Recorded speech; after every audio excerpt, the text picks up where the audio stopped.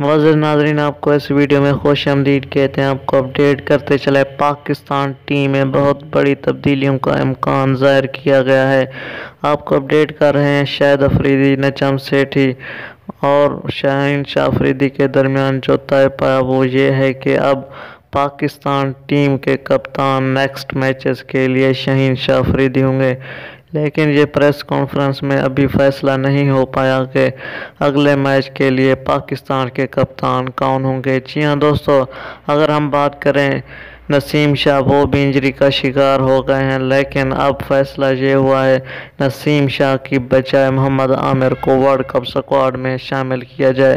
अगर दूसरी जानिब वसीम अकरम की बात करें तो उनका भी यही इंदिया था कि पाकिस्तान टीम में मोहम्मद आमिर की वापसी को यकीनी बनाया जाए, लेकिन मैनेजमेंट बोर्ड पीसीबी का अभी तक ये हतमी फैसला नहीं हो पाया मोहम्मद आमिर की वापसी वर्ल्ड कप स्क्वाड में पक्की है या नहीं। ये थी दोस्तों आपके लिए ताज़ा तरीन।